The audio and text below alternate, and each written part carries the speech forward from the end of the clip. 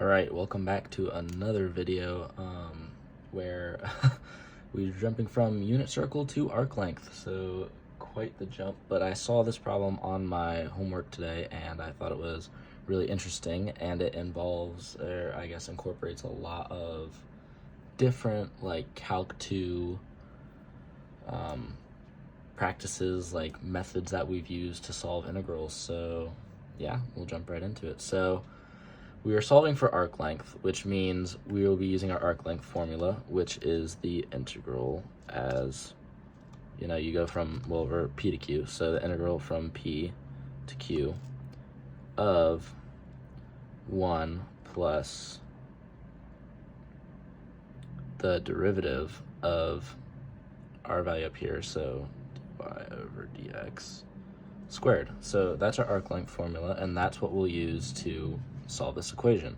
So first, we have to take the derivative of our formula, of our function that we're given.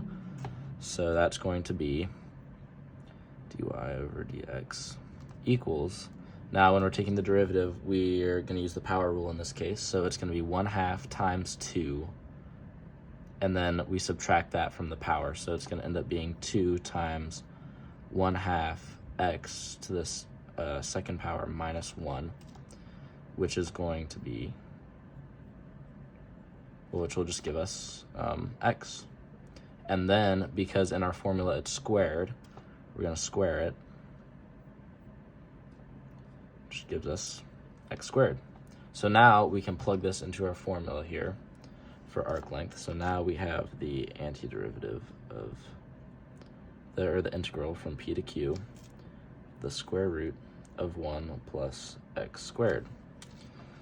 Now, this looks a lot like something that we can use a trig sub on, so we want to think, what's a possibility that we can use trig sub in this situation? And when we have a squared, so in this case, our a squared is going to be 1 squared, because 1 times 1 is 1, plus x squared, we can use tangent in that situation. So we're going to want to set x equal to tangent.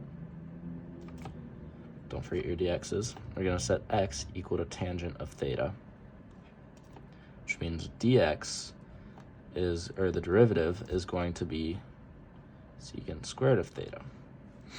So then when we plug this in, we get the integral from p to q, the square root of 1 plus tangent squared of theta times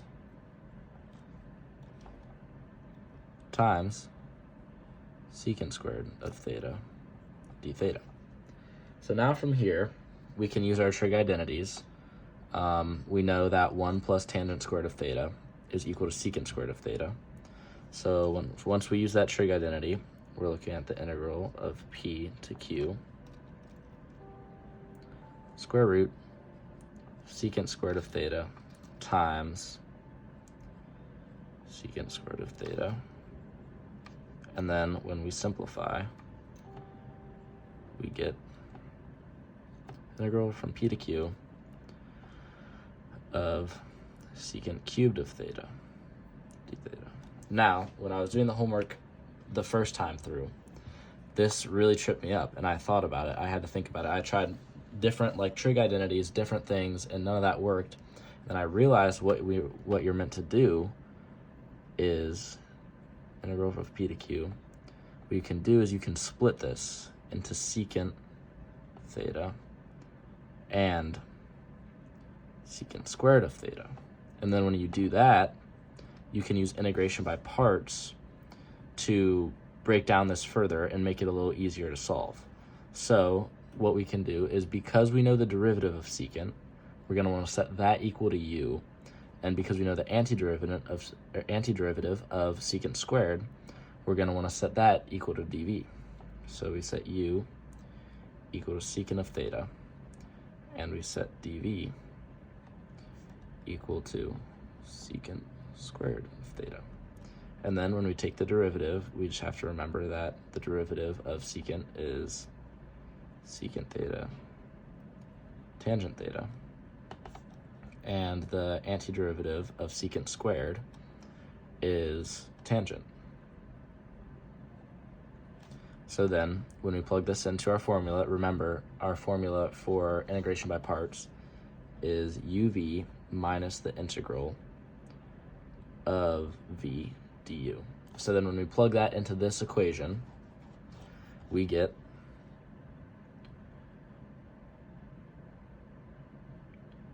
secant times tangent minus, keep in mind that this front section is still being evaluated at P and Q. Here, I'll write that in there. Minus the integral from P to Q of, we have our tangent times secant tangent. So we're going to end up with secant theta times tangent squared of theta. Now, how we can go from here is we can use our trig identities to turn this tangent squared of theta into our into secant using the trig identity. So now we'll have secant of theta, tangent of theta. I'm going to leave out this little integration part for now, but just keep in mind that all of this is being still evaluated at P and Q. So now we have secant theta times tangent theta minus, erase this so we have more space, minus the integral from P to Q of secant theta times times secant of theta, secant squared of theta minus 1. So now what we can do is distribute our secant. We can distribute our secant, so we still have our front part that remains unchanged.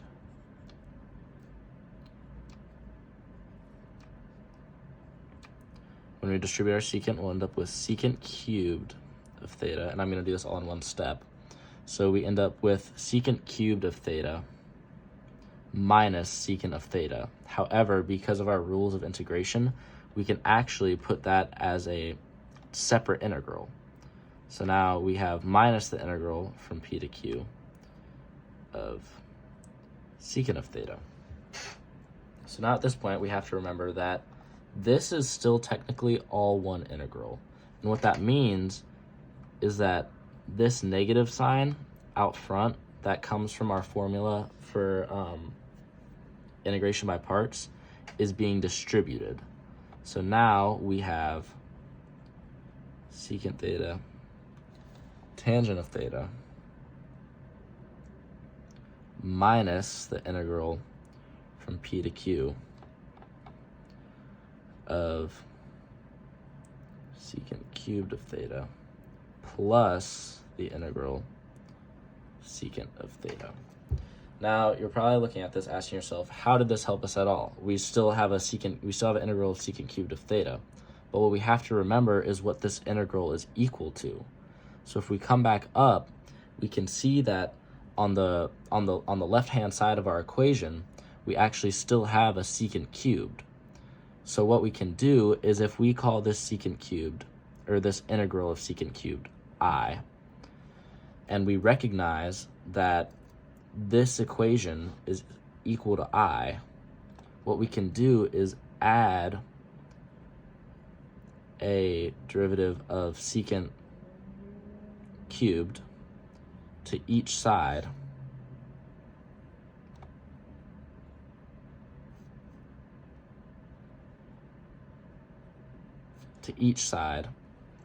which will then result in these two canceling out. But now because I is equal to secant cubed of theta, we now have 2i since we just added another secant cubed of theta. So now we're effectively at 2i equals secant theta times tangent of theta plus the integral from P to Q of secant of theta. Okay, so to give us more space, I just really quick erased the formula we had down here and rewrote it up in this corner. So now we have essentially what we started with. We need to keep in mind that I is equal to the integral from p to q of secant cubed of theta, which is what we were trying to solve for the whole time. And keep in mind that we got there by first using a trig identity. We plugged in tangent, and then that kind of led us down the path to get us to secant cubed of theta, which we're now trying to solve for by utilizing this integration by parts method. So now that we have our 2i equaling something that we know how to handle, what we can do is divide by 2, thereby just giving us I on the left side of our equation, which is what we've been trying to solve for the whole time.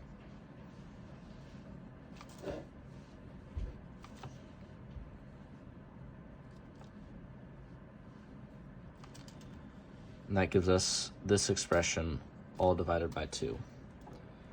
So now what we can do is take the antiderivative of this, which is the university textbook calls it standard. And really what that means is that they just want you to have this memorized. So it would be the same as having the derivative of tangent or the derivative of cotangent just in memory. They just want you to memorize it. You can look it up online. But this derivative is equal to secant theta tangent of theta plus the natural log of the absolute value of secant of theta plus tangent of theta. And then keep in mind this whole expression is being evaluated at P and Q. So from here, what I did is I pulled out the 1/2.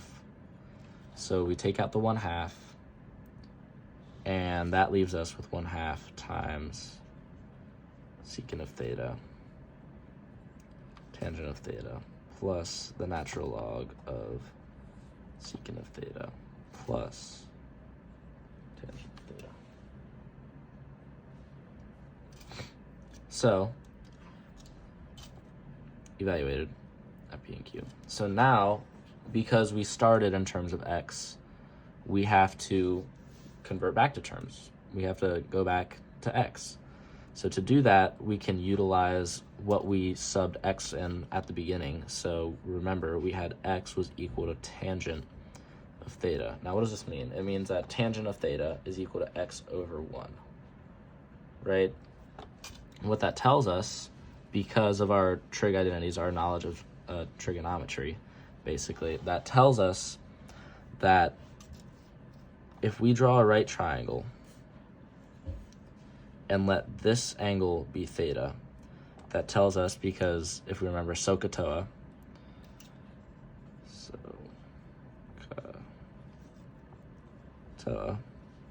that tells us that the opposite side of our triangle is going to be x, because remember tangent is equal to opposite over adjacent. The opposite side of our triangle is going to be x, and the adjacent side of our triangle is going to be 1, and then by Pythagorean theorem, I guess I can write that out, we'll have x squared plus 1 squared equals the hypotenuse squared, or c squared, which means that the hypotenuse is going to be equal to x squared plus 1.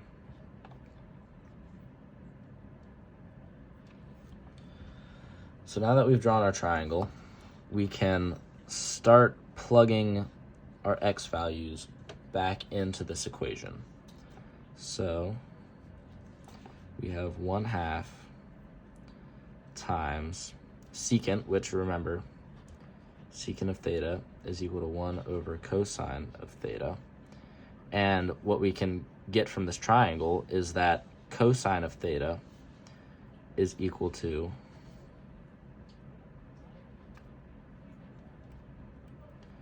cosine of theta is going to, remember, if we use SOHCAHTOA, is going to be equal to adjacent So 1 over the hypotenuse, which is the square root of x squared plus 1.